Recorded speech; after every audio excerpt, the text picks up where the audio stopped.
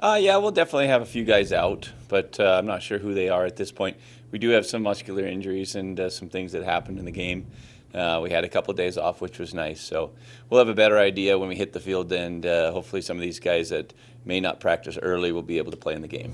Dave, what did you think about your offensive line? You had Beninock and Demery on the tackles. Are you like those adjustments? Yeah, well, the group's working. You could tell, offensive line needs to play together. We had Zach in there, and he was new as well. And now Hugh and Caleb both taking a shot at that right tackle position. So we'd like to think the competition will bring out the best five. We're going to keep working on that. But we also know we're going to have to grow and work as a unit and understand that we're not going to be playing as well in week 3 that we hopefully are playing in week 10. Normally a backup running back comes in and does what Diedrich does, and it's a big surprise, but there's really no surprises with him. It's exactly what you expect, eh?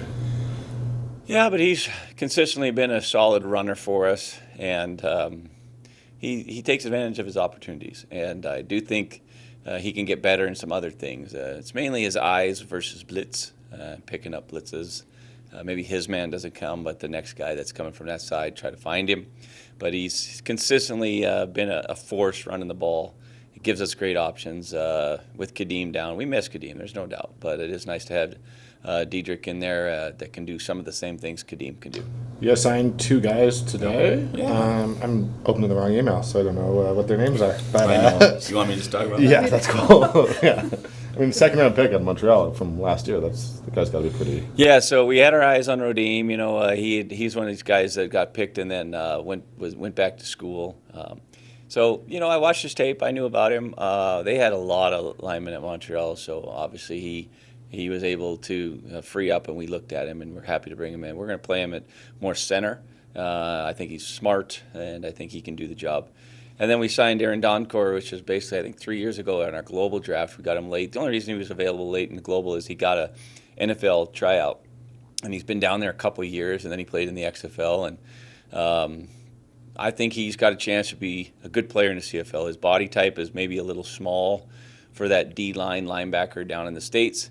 But there's a lot of guys that can have success in that 230 range up here. So thing about it is, how much football has he played? Probably never seen Canadian football, so he's got a long way to go as far as learning. You mentioned sort of the pressure from the defensive line and sort of the lack thereof a little bit after the game. And what do you do to challenge those defensive ends in particular?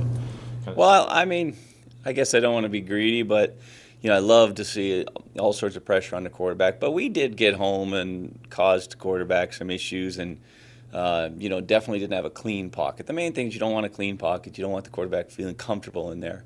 And we got after him pretty good. I do feel like we're going to improve, and we're going to keep striving for competition. And the better you play, the more time you get. We've got a good front, and in order to beat SAS with quick delivery and Trevor and the best teams in this league, the quarterback has to know you're there, so we have to get home. Speaking of which, let's take a look at Saskatchewan, your first peek at them. What was your sort of 10,000-foot view on Friday there?